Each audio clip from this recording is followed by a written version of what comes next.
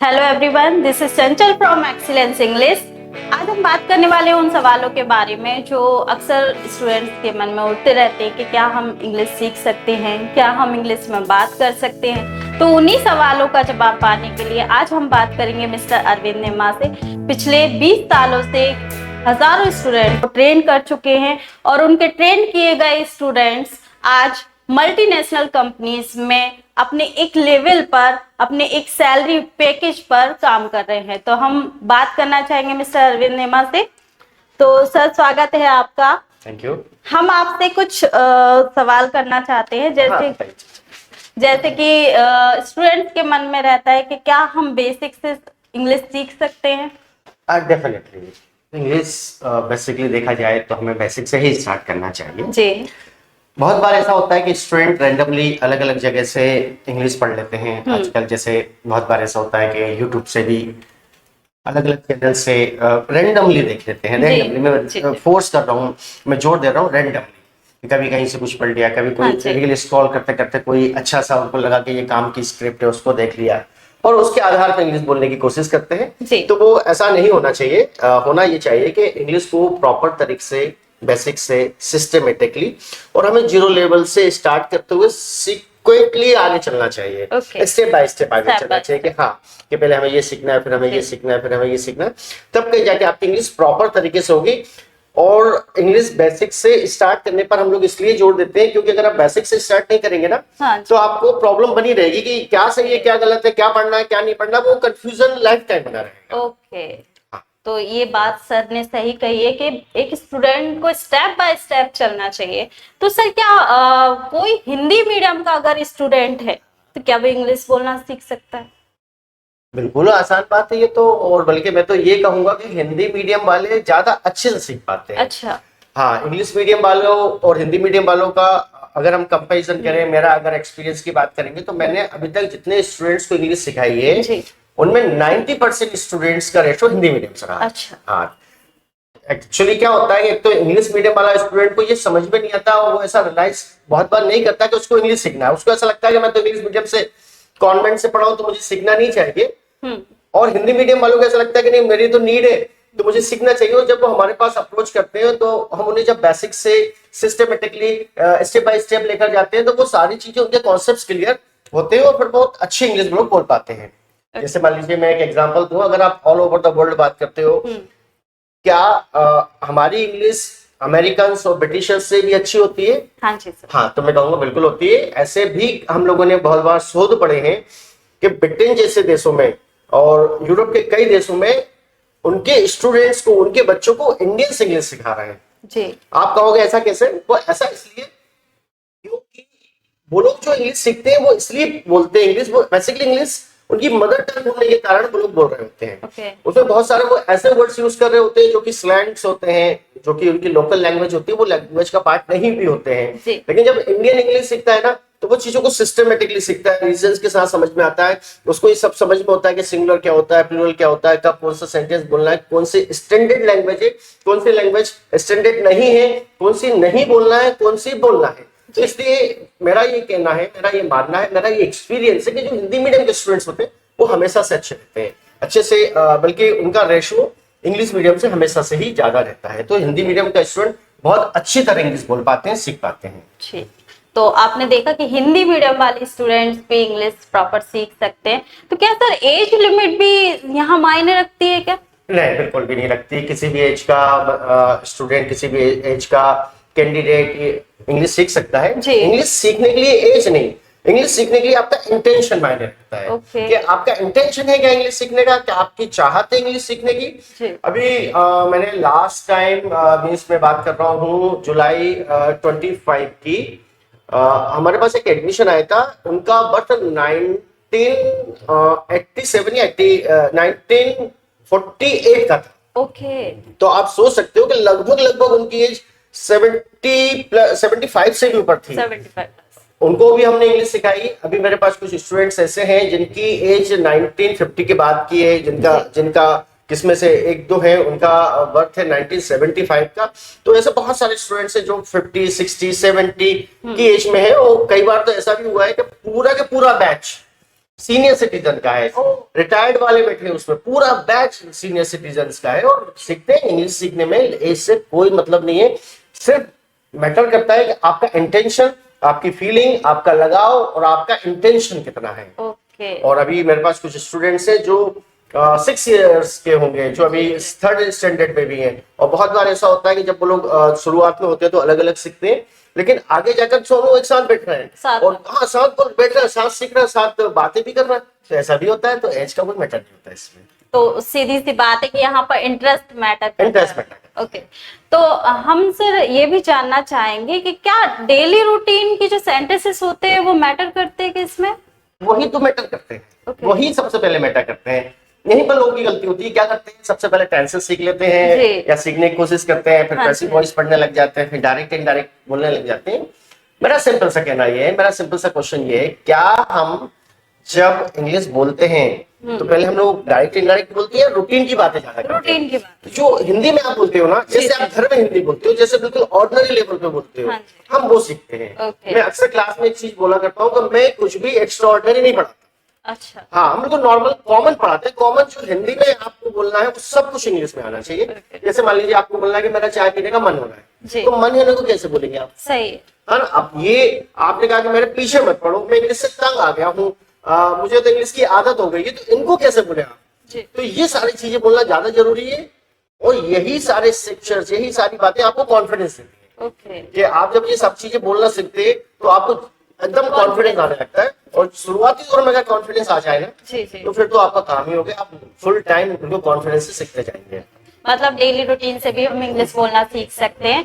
तो सर ये जो प्रैक्टिकल ग्रामर वाला एक वर्ड मेरे मन में आ रहा है, तो ये प्रैक्टिकल ग्रामर क्या है? प्रैक्टिकल ग्रामर, देखिए ग्रामर से तात्पर्य एक तो थ्योरेटिकल ग्रामर होती है। थ्योरेटिकल ग्रामर में क्या होता है, आप सीखते हैं subject, helping verb, main verb, object, ये आप लोग सीखते हैं जी। नहीं, लेकिन जब आप इंग्लिश बोलते हैं तो आप इन सब चीजों को दिमाग में नहीं रखते ना। हाँ जी। देखिए क्या होता है, जैसे आप हिंदी बोलते हैं, ओके।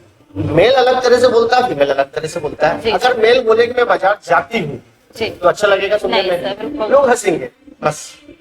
प्रैक्टिकली आपको, जैसे आपको आई से सेंटेंस बनाना है, आई के साथ आपको क्या यूज करना है कि मेरे पास पेन है, तो आई बोला आई हैव अ पेन। लेकिन अगर वही शी बोलना चाहे मेरे पास पेन है, तो क्या शी को ऐसा बोलना होगा कि या आप ऐसा बोलेंगे शी हैज अ पेन या she have a pen? She has a pen आप बोलेंगे और she have a pen is wrong और she has a pen is right. ये हो गया ग्रामर। प्रैक्टिकल मतलब हम जब इंग्लिश पढ़ाते हैं तो हम ये नहीं बताते कि आई को फर्स्ट पर्सन कहते हैं और शी को थर्ड पर्सन कहते हैं, और ये जानना जरूरी भी नहीं है। आपको इंग्लिश बोलना है ना, तो आपको ये पता होना चाहिए कि ही शी के साथ हैज लगाना है, ना कि ये पता होना चाहिए कि शी थर्ड पर्सन है, आई फर्स्ट पर्सन है, यू सेकंड पर्सन है। तो इतना टिपिकल क्यों जाना? सही। तो प्रैक्टिकल मतलब जो ओरिजिनल है, जो रियल लाइफ में आप बोलते हैं, प्रैक्टिकल। तो अपन रियल लाइफ से भी अपन इंग्लिश को जोड़ सकते हैं। तो सर ये basic word and advance word का क्या मैटर है? ये तो बड़ा इंटरेस्टिंग क्वेश्चन आपने किया है। देखिए क्या होता है, जैसे आप हिंदी, पता है आप हिंदी क्यों बोल पाते हो इतने अच्छे से? क्योंकि आप हिंदी में एक ही बात को कहने के बहुत सारे तरीके जानते हैं। हाँ सर। इंग्लिश में प्रॉब्लम ये होती है कि आप एक बात को कहने के बहुत सारे तरीके नहीं जानते। जैसे एक बहुत छोटा सा एग्जांपल लेता हूँ, ईट। ईट मतलब खाना होता है जी। और एक वर्ड और हमने यूज किया टेक।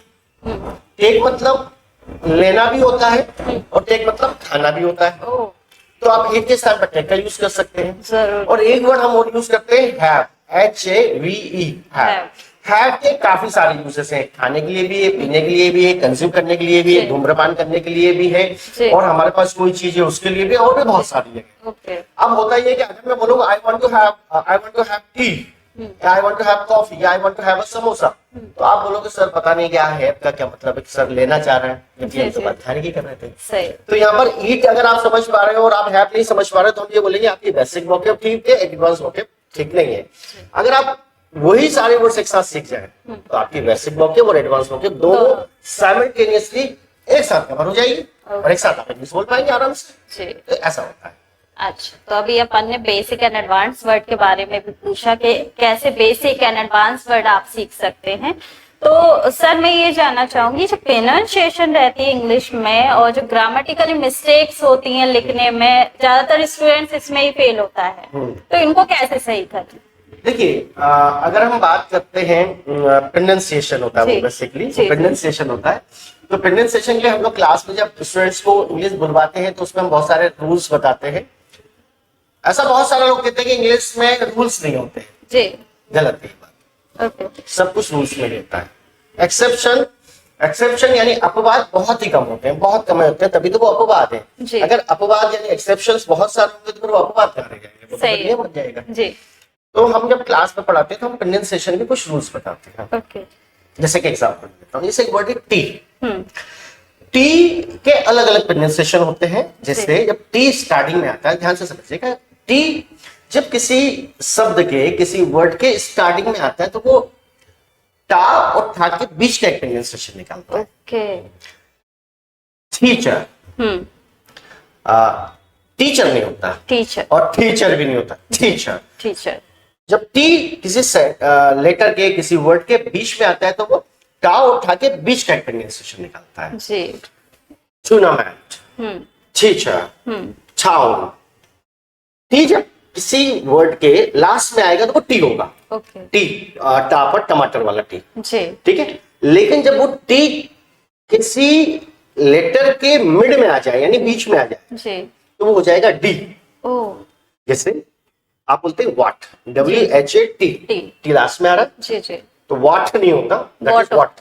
ओके, मैंने उसमें ऐड किया एवर ओके, तो वो हो गया वॉट एवर। नहीं वॉट एवर नहीं, वो तो टी बीच में आ गया ना तो वो डी हो जाएगा। जी, तो आप क्या बोलेंगे, व्हाटएवर, आप भी बोल रहे हो। जी, जैसे little, LITTLE, that is little. Little, twinkle twinkle little Little star, star। Little star नहीं होता। जी, जी, ट्विंकल टी स्टार्टिंग में आता है, ट्विंकल ट्विंकल लिटिल स्टार, ऐसा रूल्स होते हैं। ओके, जैसे ए है, ए का प्रोनाउंसिएशन आमतौर पर आपको लगता है कि आ होता है, जी, जी, आ नहीं होता, वो ए होता है। जी, जी, जैसे CAR हम्म, खैर होता है, हम्म, खैर। LAST हम्म, आप उसको बोलते हैं लास्ट, Last। नहीं नहीं वो लेस्ट होता है। ओके, FAST फास्ट, नहीं फेस्ट होता है। Oh, don't drive fast car, I like to drive fast car.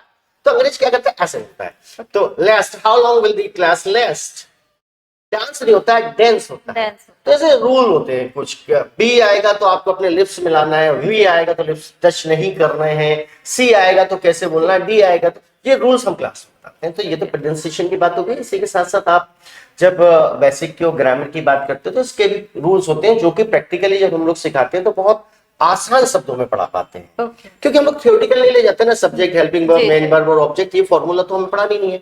तो हम क्या करते हैं, यहाँ स्टूडेंट्स को ये सिखाते हैं कि आपको आई से कैसे सेंटेंस बनाना है और ही से कैसे बनाना है और प्रेजेंट में कैसे बनाना है और पास्ट में कैसे बनाना है। हो गया, यही ग्रामर है, ये इंग्लिश है, यही स्पोकन है, बस। अच्छा। तो सर अगर हम बात करें प्रैक्टिस की तो बच्चों को प्रैक्टिस कैसे करनी चाहिए? स्टूडेंट्स को मेनली देखिए, यही रहता है। अब प्रैक्टिस ही तो मेन मैटर है, क्योंकि प्रैक्टिस होगी ना तभी आप बोल पाओगे। जी। प्रैक्टिस करने के लिए बहुत सारे अलग अलग तरीके हैं।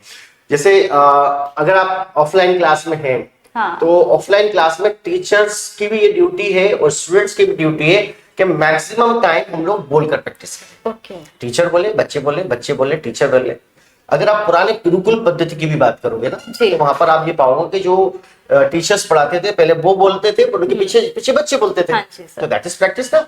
स्पोकन की प्रैक्टिस बोलकर होती है, ओके, स्पोकन की प्रैक्टिस बोलकर होगी, थ्योरेटिकल की प्रैक्टिस लिखकर होगी। जी, जी। आपको एग्जाम देखिए, आप जब SSC की तैयारी करते हैं हाँ, तो आप क्वेश्चन पेपर को हल करते हैं ना, हाँ, सर। That is practice. जी, लेकिन स्पोकन, इसका नाम है स्पोकन, यानी बोलना। बोलना। तो बोलना की प्रैक्टिस तो बोलकर ही होगी। जी सर। हम लोग जब मैं ऑनलाइन क्लास लेता हूँ तो उसमें भी बहुत बार हम बोल बोलकर बहुत सारे सेंटेंस बनवाता हूँ, मैं बहुत सारी बनवाता हूँ। तो वो सुनिए और बोलिए, सुनिए और बोलिए, बस यही होती है प्रैक्टिस। तो सिंपल।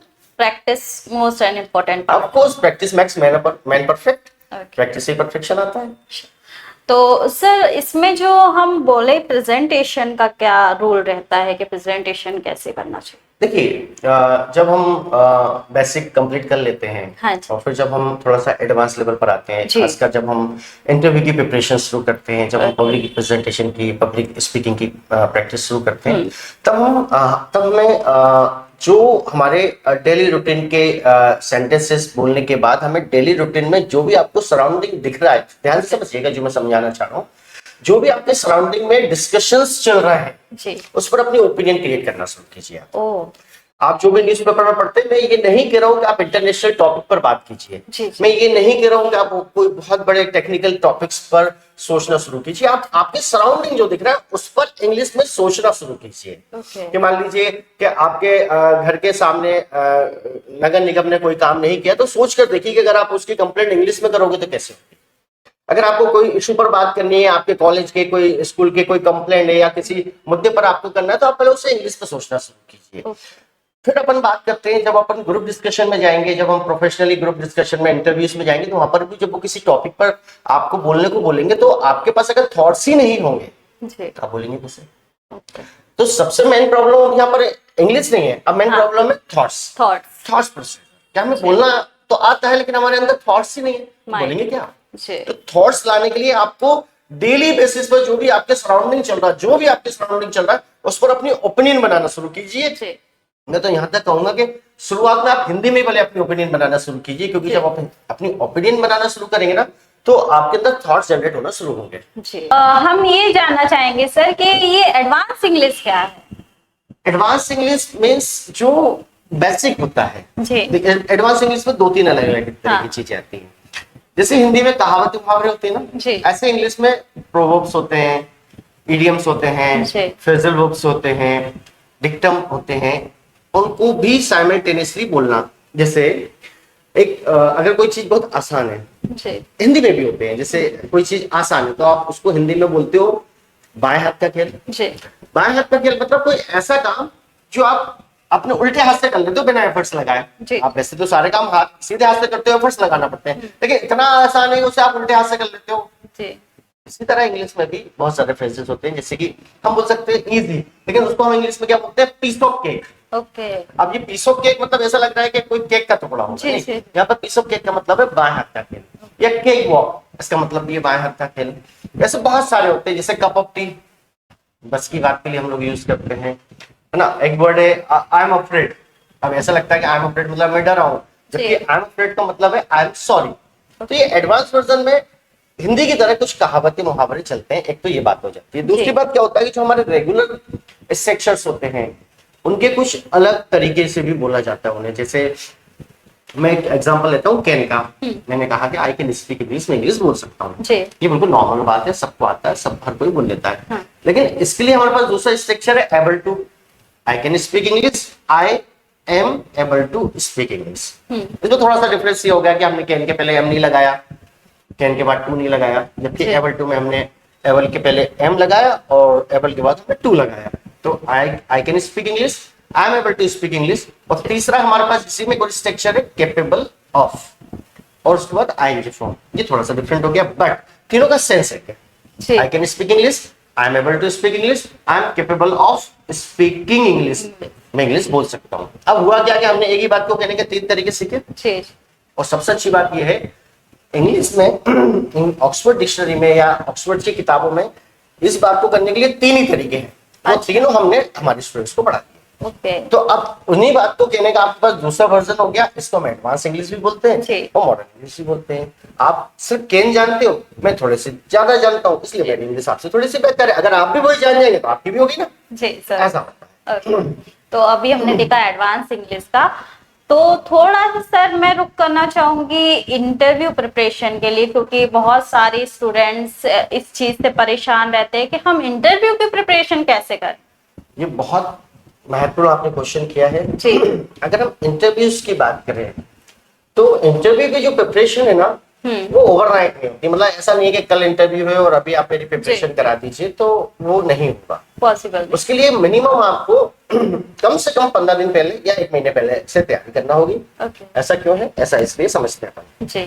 इंटरव्यूज बहुत अलग अलग तरह के होते हैं। जैसे एक होता है आपका स्क्रीन इंटरव्यू। उसमें क्या होता है, पर्सन टू पर्सन वो आपसे बात करते हैं और आपका से क्वेश्चंस करते हैं। लेकिन इसमें जो क्वेश्चंस होते हैं वो मैक्सिमम क्वेश्चंस होते हैं रेज्यूमे बेस्ड। जो आपने रेज्यूमे में लिखा है। अच्छा, एक और बात, जिसको आप रिज्यूम कहते हो वो रिज्यूम नहीं होता है जी, वो रेज्यूमे होता है। हाँ जी, उसका प्रोनाउंसिएशन आप गलत कर रहे हो। और दोस्त आप इंटरव्यूअर को दे रहे हो कि उसने हमारा सिलेक्शन नहीं किया, जी जी सर। तो यहाँ पर गलती है ना कि हाँ। आप उसको बोल रहे हो sir this is my resume, जी। वो रिज्यूम तो है ही नहीं ना, वो तो रेज्यूमे है। ओके। आपको लगता है कि हमारा इंटरव्यू नहीं हुआ, वो तो आपका इंटरव्यू ले चुका है एक लाइन में और आपसे कहता है थैंक यू वेरी मच, आपके पास कॉल आएगा, जो कि कभी नहीं आएगा। तो यहाँ पर बात ये है कि वो जो रेज्यूमे है जी। आपके, जो क्वेश्चंस होंगे सबसे पहले उसी में से निकाले जाएंगे। आपने जो कुछ भी उसमें लिखा है, स्टूडेंट यही गलती करते हैं, वो किसी कंप्यूटर वाले के पास जाते हैं या किसी नेट से किसी पर्टिकुलर फॉर्मेट को उठाते हैं, तो वहां पर उसको जो कुछ भी मैक्सिमम चीजें पहले से पहले का ऑब्जेक्ट जी, क्या जी, है, ये क्या है, वो क्या है, बस अपनी क्वालिफिकेशन चेंज किया, अपने फादर का मदर का नाम चेंज किया, डेट ऑफ बर्थ चेंज किया, उसको दे दिया। नहीं, ये गलत तरीका है। आपको सबसे पहले जो भी ऑब्जेक्ट लिखना है जी। वो सेल्फ मेड होना चाहिए, ओके। क्योंकि जब आपसे क्रॉस क्वेश्चन होगा, जी। क्योंकि इंटरव्यूअर क्या करेगा, जब आपका रेज्यूमे देखेगा तो वो उसमें से ठीक सबसे पहले क्वेश्चन पूछेगा। जी सर। अब उसमें जो आपने लिखा है वो आपको पता नहीं है, जी। जब वो आपसे पूछना शुरू करेगा तो यहाँ पर प्रॉब्लम ये आएगी कि जो उसमें लिखा है वो आपको पता नहीं, आप उसको प्रॉपर जवाब नहीं दे पाओगे, तो सर। आपका तो फेल होने के चांसेस बढ़ गए ना। जी जी। पहली प्रॉब्लम। ओके। दूसरी प्रॉब्लम, जब आप इंटरव्यू देते हैं तो उसमें अलग अलग वैरायटी, मैं अभी शॉर्ट में बता रहा हूँ, बाकी अपन जब हमारी इसमें थोड़ी डिटेल क्लास होगी तब हम उसमें बात करेंगे। फिर कुछ और भी इंटरव्यूज होते हैं, कुछ अलग अलग तरह के इंटरव्यूज होते हैं, जैसे उसमें एक होता है स्ट्रेस इंटरव्यू। जी। ये जो स्ट्रेस इंटरव्यू, इसके नाम से ही पता चल रहा है, स्ट्रेस मतलब प्रेशर या दबाव वाला इंटरव्यू होता है। वैसे तो सारे इंटरव्यू प्रेशर में ही होते हैं आप, जी। लेकिन इसमें क्या करते हैं इंटरव्यूअर्स, आप पर अननेसेसरी प्रेशर क्रिएट करते हैं जो आपको पता नहीं चलता कि आपको प्रेशर किया जा रहा है। जैसे मान लीजिए आपको मॉर्निंग में 10 o'clock में इंटरव्यू के लिए बुलाया गया, आप पूरी प्रॉपर प्रिपरेशन से गए, आपने प्रॉपर टाइम पर पहुंचे, एकदम बिल्कुल फ्रेश, जी। और आपका इंटरव्यू आपको लगता है कि ठीक है 10 बजे है, 10:30 तक, 11 तक, 12 तक हो जाएगा, लेकिन पता चला कि इवनिंग में 5 o'clock तक आपको बिठा के रखा। हाँ। और जब भी आपने पूछा तो आपको बोला गया बस बस बस बुला ही रहे, 5 मिनट। बट आप जब बाहर बैठे तो आपको सीसीटीवी से सर्वेलेंस किया जा रहा है, वो ये देखना चाहते हैं कि आप कितना इरिटेट हुए। ओके। या फिर मान लीजिए जब आप इंटरव्यू देने गए, इंटरव्यू रूम में इंटरव्यूअर आपसे कुछ पर्सनल टाइप के क्वेश्चन करने लगे, जी। आप फिर से इरिटेट हो जाओगे।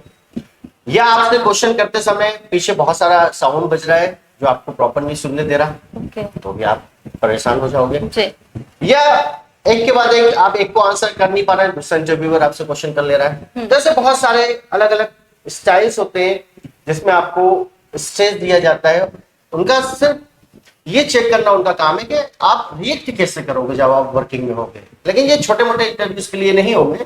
जब आप किसी बड़ी हाई सैलरी पैकेज पर जाने वाले हैं तब वो इस तरह के इंटरव्यू लेकर ये चेक करना चाहते हैं। मान लीजिए उनको आपको 20 लोगों की टीम देने वाले हैं, बट आप जब अंडर प्रेशर हो जाओगे तो क्या करोगे, 20 लोगों को कैसे टैकल करोगे, या उनकी पिटाई शुरू कर दोगे या एक आध को जॉब से निकाल दोगे, करो, तो वो आपका रिएक्शन जानना चाहते हैं कि आप क्या शांतिपूर्वक समझदारी पूर्वक चीजों को हैंडल करेंगे या फिर गिव अप कर देंगे, छोड़ देंगे, नहीं भैया मेरे को करने नहीं है जॉब ऐसे प्रेशर में। तो वो सब इतना चेक करना चाहते हैं। जैसे और भी कई तरह के इंटरव्यूज होते हैं, और इंटरव्यू में फिर हम लोग आगे ये भी बताते हैं कि आपका ड्रेसअप क्या होना चाहिए, मेल के लिए ड्रेसअप क्या होना चाहिए, फीमेल के लिए ड्रेसअप क्या होना चाहिए। जब आप इंटरव्यू दे रहे होते हैं तो आपके आई कांटेक्ट कैसे होना चाहिए, आपकी बॉडी लैंग्वेज कैसे होना चाहिए, तो बस बहुत सारी चीजें जब इंटरव्यू की क्लासेस होती है तो उसमें हम लोग लेकर चलते हैं। ओके। तो अभी हमने सुना कि इंटरव्यू की प्रिपरेशन आप कैसे कर सकते हैं, कैसे अपना रेज्यूमे डिजाइन कर सकते हैं।